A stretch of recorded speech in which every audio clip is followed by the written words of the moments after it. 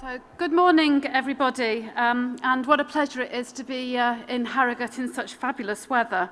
Can we start conference by just standing for a minute in silence and remembering the many people, our residents, who have died in Tunisia this week?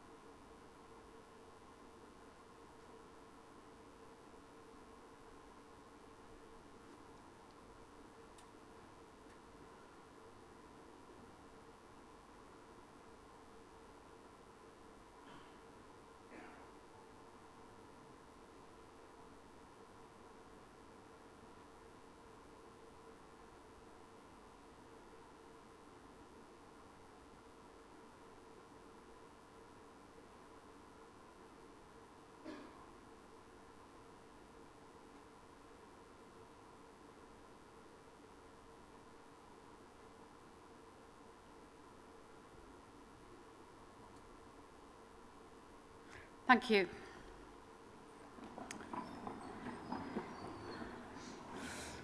So, our annual conference has for many, many years been a significant event in my annual year, both as an attendee when I used to be a council chief executive and also as chief executive of the LGA. So this one is particularly special because it is my last as the LGA's chief executive. And the coming year for the LGA is one of really significant change, both politically and indeed managerially. And we will in a few minutes be attending to the formalities of confirming a new chairman and a new president, as well as new vice chairs, board chairs, deputies and vice presidents. But I particularly want to thank everybody who is moving on for the fantastic work that they have done for local government and for the LGA. Change is good for an organisation as it refreshes both ideas and energy. The new politicians and the new chief executive will take on an organisation which is in strong shape, and that is entirely down to the hard work of all those members and officers who have given so much time and energy over the past few years. And I have no doubt whatsoever that the LGA will go from strength to strength. More widely, devolution provides the opportunity to cement our role as the legitimate and democratic face of much-needed public service reform in all our communities. So I trust this week comes at a good time for you to meet, discuss, to learn, and to generate ideas. I hope too that it gives you the chance to gather your energies and your enthusiasm so that we can all get stuck into what will be another very exacting year for us all. On a personal note, the conference for me is tinged with some sadness. As I said, it is my last as chief executive of the LGA, but I'm sure I'll come back and have more fun next year when I'm chief executive of a council again. I always said I'd take the job for 4 years and that I would go back into local government to run a council. It's been a fantastic job here at the LGA, and it's given me the chance to work with so many excellent people on issues that really matter to people around the country. And I want personally to thank you for being so kind and so supportive and for helping make my 4 years so special. Now, normally at conference, all I do is point out the evacuation procedures. So here we go. And on that page, can we start the formal business of conference, and I call for nominations for the President of the LGA.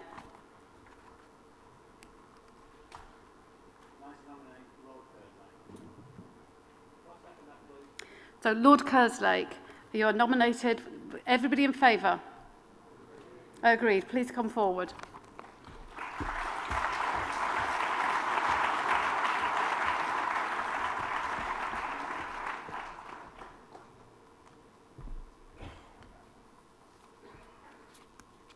Well, good morning, everybody. And can I first say how delighted and honoured I am to have been elected as the LGA President. I have a very hard act to follow in Richard, who has been absolutely outstanding in the role and has provided strong support to the association through some of the most important moments for it over the last 9 years. I should also say thanks to Carolyn, who I think has been a brilliant chief executive, and I experienced her force and power when I sat opposite side of the table on occasions recently.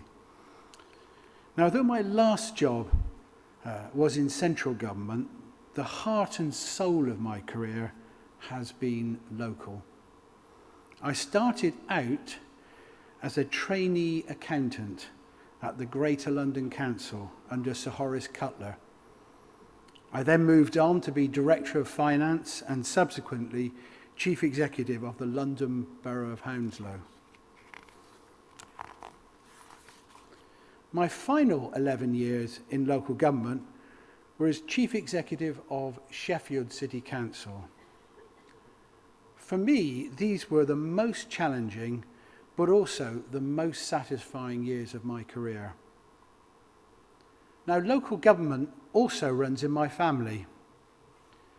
The picture on the left on the screen is of Robert Knight, my great-grandfather, who served as a Conservative councillor on Highbridge Urban Council. The picture in the middle is of my father, also Robert, who served as a Liberal, then a Liberal Democrat councillor on Shepton Mallet Council.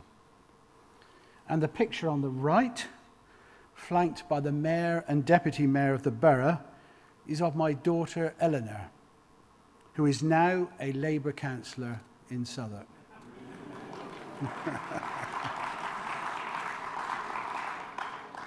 3 different places, 3 different generations, 3 different parties, but united by a common desire to serve their local people. I think it's hard to think of any other institution in this country that has as much impact on people's lives as local government and yet gets so little recognition for it. The public are often completely unaware of the wide range of services that local government delivers. In the siloed world of central government, ministers and officials think about the police, they think about the health service, they think about schools, but they rarely think about places. The Local Government Association exists to provide a voice for local government, to champion its role with the public and advance its interests with government and parliament. And in my view, it is all the more powerful for being a single organisation that can speak for all parts of local government in what is a diverse sector. Now, the next 5 years will bring one big opportunity for local government in greater devolution and one enormous challenge in managing further spending cuts. There are some big issues at stake here. In my view, greater devolution must be inclusive and involve all areas. It should not just be about cities, and it should not just be for city regions that decide to have a mayor. Equally, the next spending review must not simply be a rerun of the last Parliament, but a much more comprehensive approach looking at social care, funding distribution, service transformation, and new sources of income. The LGA will be front and centre of these debates and will play a vital role in the outcome.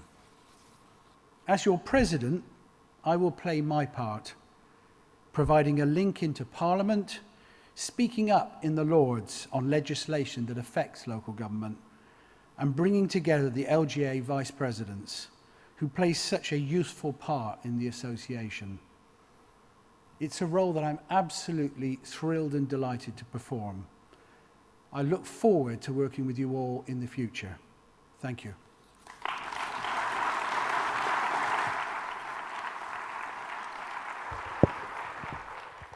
So, as Bob just said, Lord Richard Best has been our president now for over 9 years. And during that 9-year period, nothing has ever been too much trouble for Richard in relation to the work he's done for local government and the LGA. He is one of the most supportive, wise and active people I have met. And so on behalf of all councillors and indeed all the staff in local government and the LGA, many, many thanks indeed. It would be great to hear from you before you go.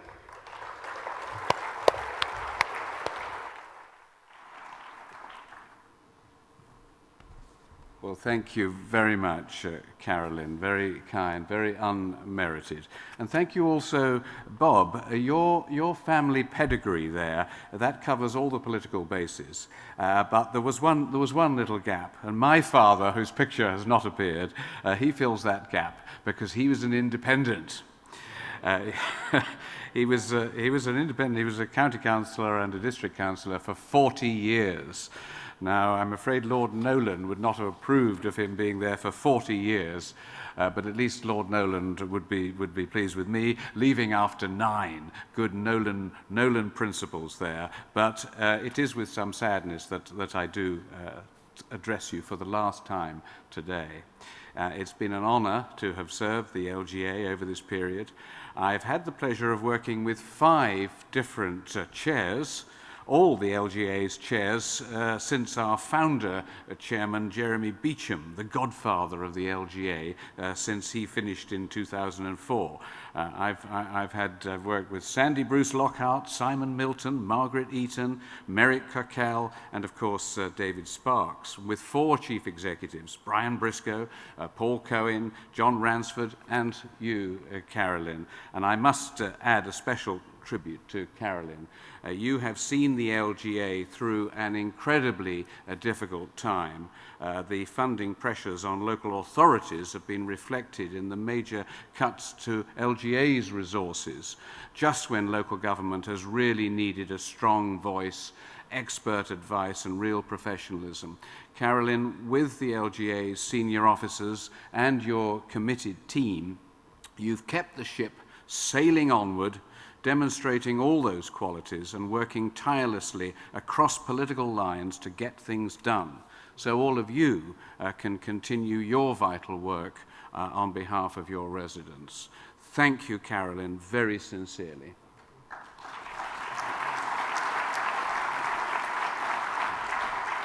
Now, perhaps I could leave you with just 3 reflections.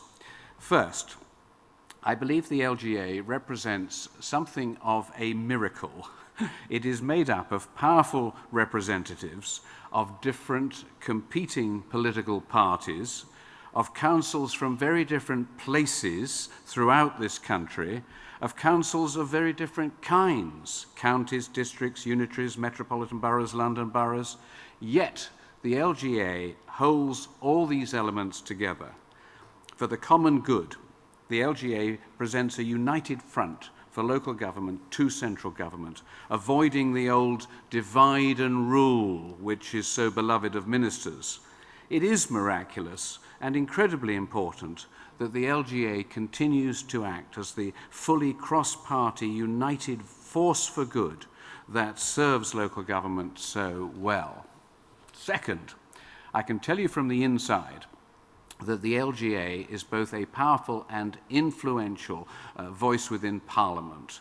The fact that the LGA is cited 8 times every sitting day in debates on legislation and policy, 8 times every sitting day, really does show how that influence is being successfully exerted.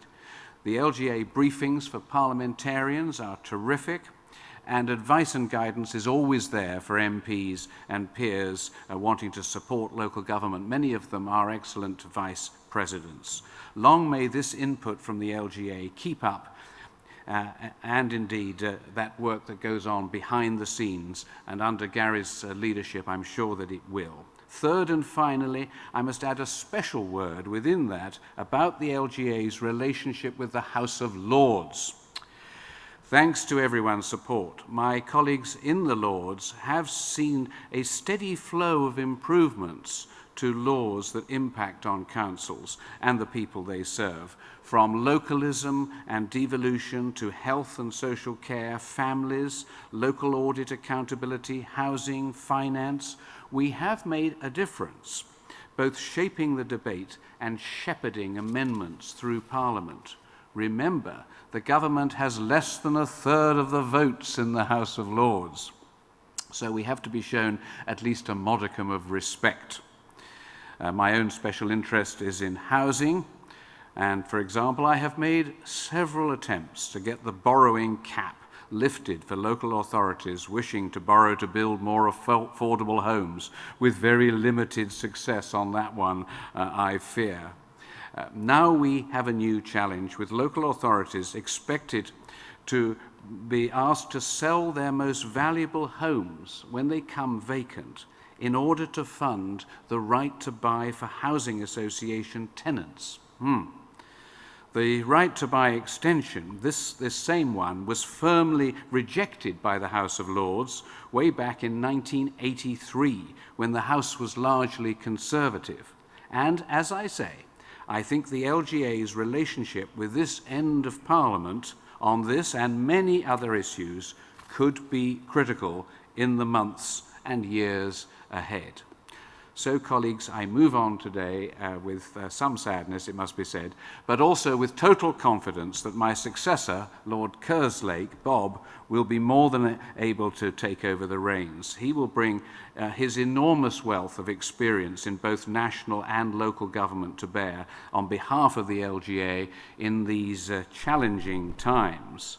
And as his maiden speech in the Lords demonstrated, he is not afraid to speak out on controversial and really important issues.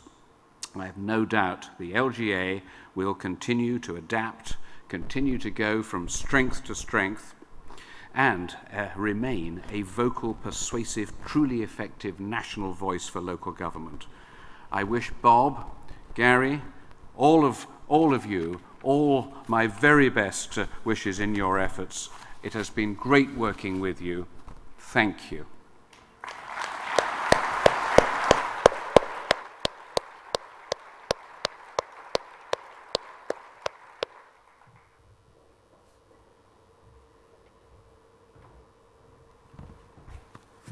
It is my first duty as President to invite nominations and seconders for the chairman role. Is there a nominator? And a seconder?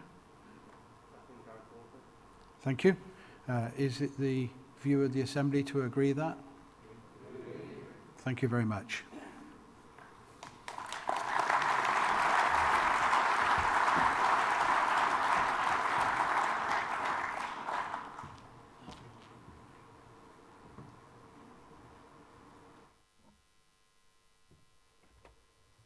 Thank you. I know under normal processes it would have been normal for the incoming chairman to go and stand at the lectern and do a speech, and then this afternoon to do another speech. And if you've known me by anything that I do, you know I'm definitely not going to do two speeches, so you're not getting the first one. You can save yourselves for this afternoon if you want to listen to that.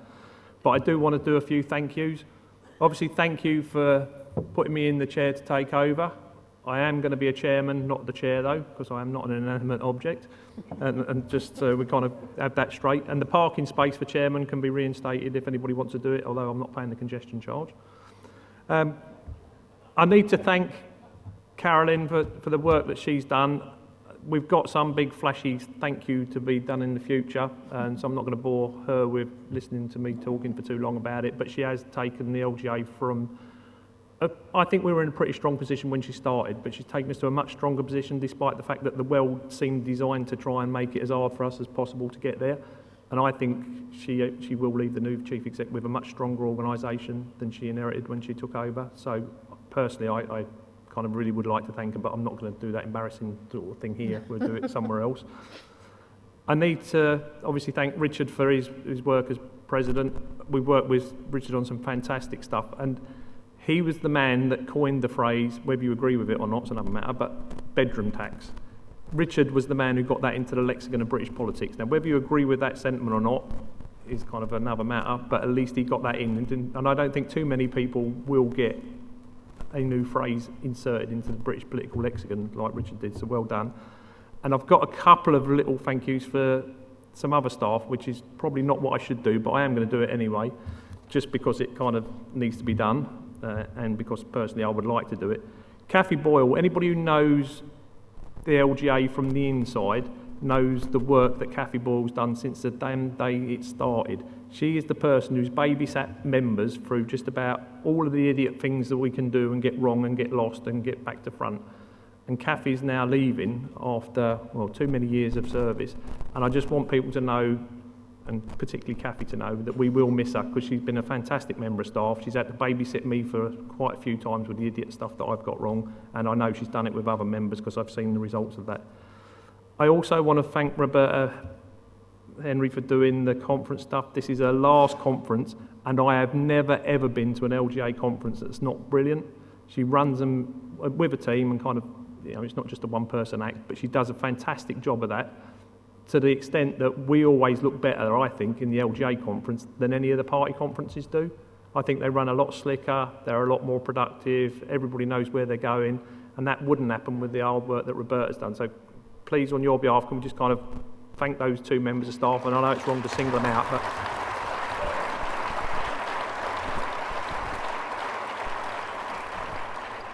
and the last is another thank you, but it's kind of not the lowest because it's last.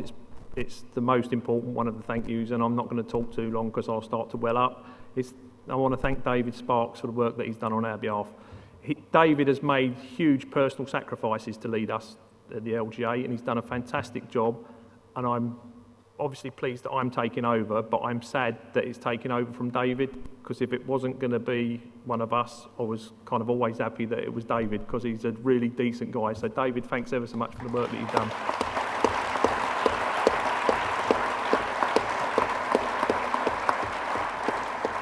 And David, can I invite you up to address the conference, please?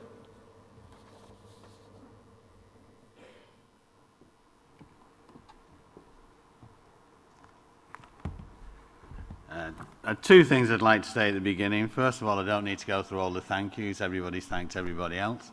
And I must say, Gary, no one ever told me there was a parking space. It's absolutely true. What I want to focus on is to just focus on the last year, because it has been a great privilege as well as a pleasure to be the chairman or chair of the LGA during the last year.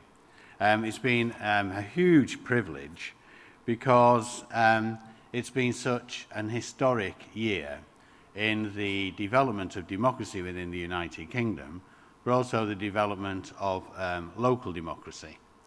And by far the most dominant issue obviously was, of course, the Scottish referendum. What I want to talk about is essentially 3 points. First of all, devolution. Secondly, finance. And then finally, some words on consensus.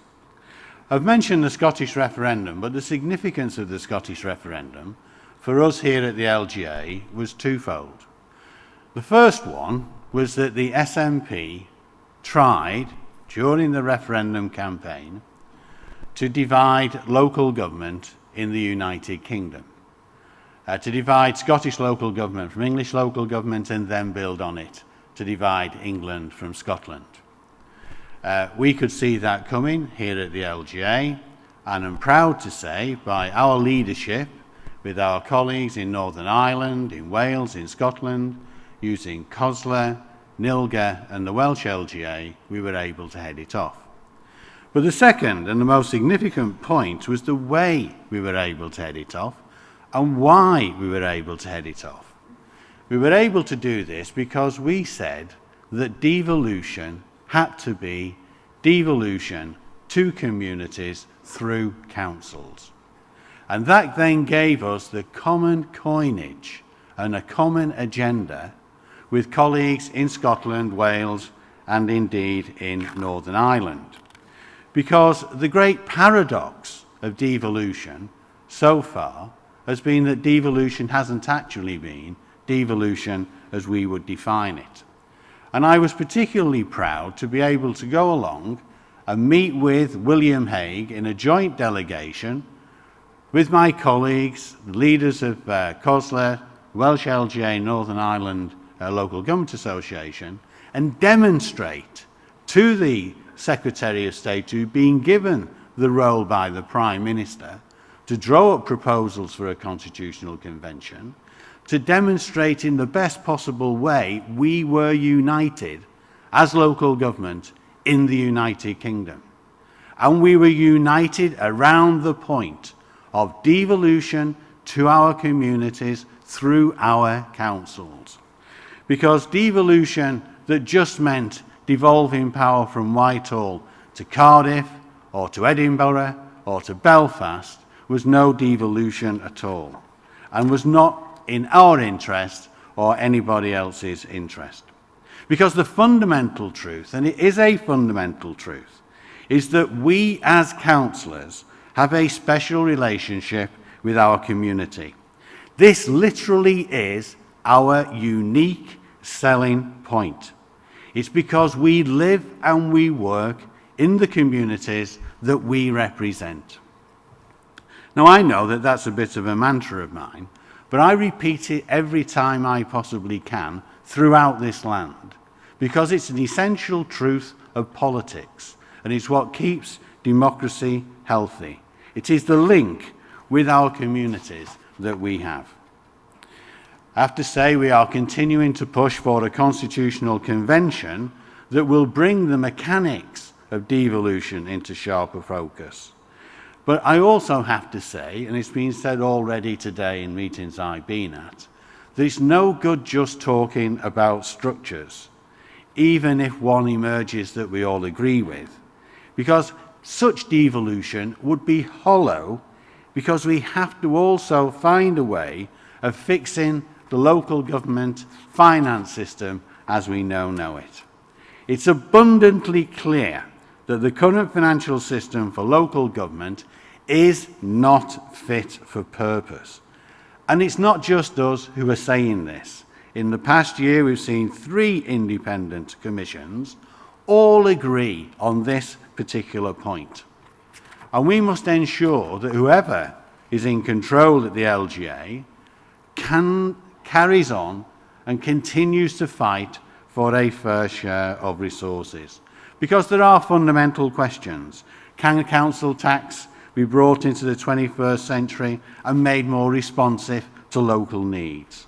How can business rates be improved? What more can be done to allow local areas the control and flexibility we need to fund our services and that we know our residents deserve? But most of all, we need a local government finance system which is fair, which is proportionate, but has a robust foundation on which we can build local government. Which brings me on to the last point, and that's about consensus. Consensus is and always has been the potential Achilles heel of an organisation like Local Government Association with so many disparate bodies, so many different councils, so many different parties. It's frequently said that consensus merely leads to agreement on the lowest common denominator. Now, my experience, and it is experience on this, is that this is simply not valid. But it doesn't just happen. Meaningful consensus doesn't just arrive.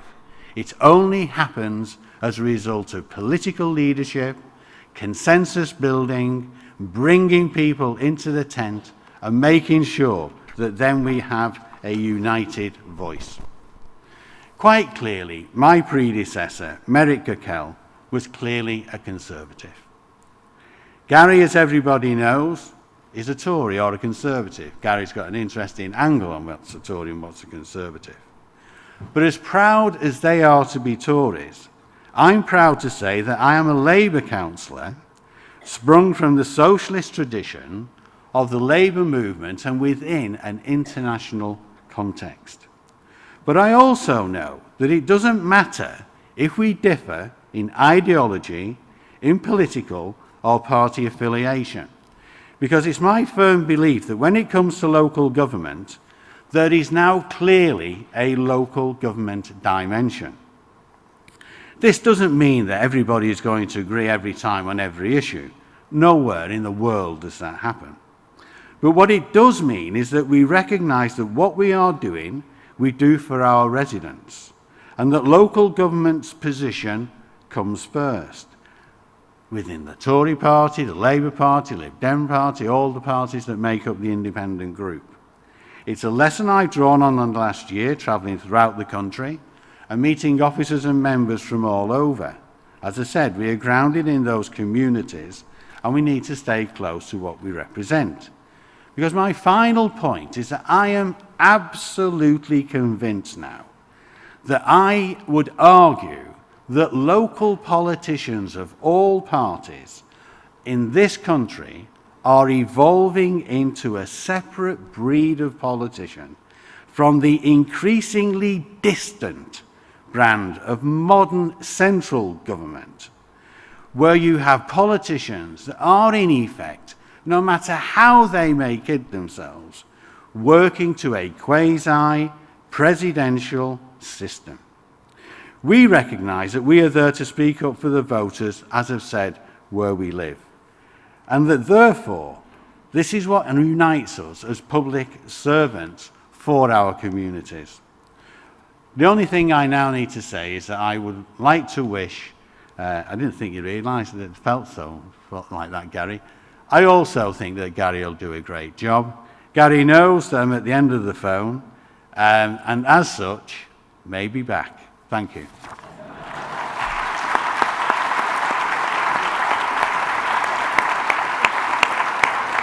Yeah, it's the best one. Right, well, thanks for that, David. Fantastic speech. Thanks for your thanks. And now I need to move on to the bit that group leaders always manage to get wrong, so we're not allowing group leaders any space to do that this time. We're putting all the vice chairman nominations up on the board somewhere. There's no need for anybody to nominate and second anybody. Just I need your agreement to accept the names if they get put up somewhere. They're up? Yeah. Brilliant. Are we all content with those new vice chairman or the same vice chairman? Yep. Can you come and take your place at the top table, please?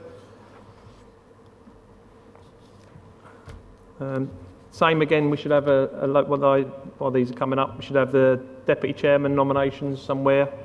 And again, because we can't trust any senior politicians to get the order right, we've put them up. And can we just take those all on block? Thank you.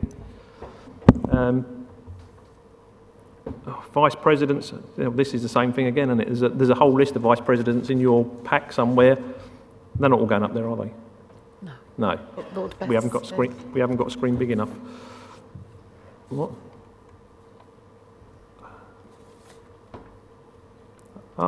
Richard, you've asked to stay involved. Well, that really, I'm surprised. Normally, when people leave, they try to get as far away from us as possible. Thanks for asking to stay, and definitely, I'm sure at the conference you want Richard to stay connected. Yeah, brilliant. Yeah. I don't need to read that bit. No. Right. Oh, here we go. Rule changes. LGA Constitution. Yeah. Dun, dun, dun, dun. Over to the Chief Executive. There is a report in your papers, and I propose the amendment as outlined in those papers to our Constitution, which will enable the association to change the structure of board meetings. So it's a very small change and is purely to enable greater flexibility during the course of the year without having to constantly call a General Assembly meeting. So, anybody wish to speak against doing that? It's been through your group meetings. I'm assuming that everybody was content with it through group meetings or whatever issues that arose were dealt with. Yes? Somebody want to kind of move and second it from you lot then? Yeah, move the change. Yeah. I'm happy to say. Fine. Hands in favour, please. Yeah, that's it. So happy days. Another one out of the way. Consolidated accounts. This is really exciting stuff. Chief Executive again. I formally move the consolidated accounts. Agreed. Great. Yeah. Has anybody got any questions? No. No, good. That makes a change. One more thing. What am I going to do now? Oh, here we go. Annual Audit Committee report. We're just noting that. That's a note, yes, the General Assembly could note that report. Yeah, noted. Agreed. Minutes of the AGM last year. Everybody happy with those? Anybody Really, remember that far back? Well, that's it. We get to close. That's it. Can I just say, we are closing early, are we? No, we're 5 minutes late, but it's nearly early. It should have been 10 minutes late. When you go for your lunch, can you please make sure that you, and for the rest of the time you're here, make sure you spend plenty of time on the trade stands that are down in the main hall. We've got fantastic take-up of sponsorship this year that's obviously allowed us to freeze the costs of this conference again, and they only come because they get access to you very influential people, so can you please make sure you give them as much access to you as possible. Obviously pick the ones that are most appropriate for the type of work your council or organisation is doing, but please make sure you let them know the value of being here. Thank you, and see you all this afternoon. Thank you.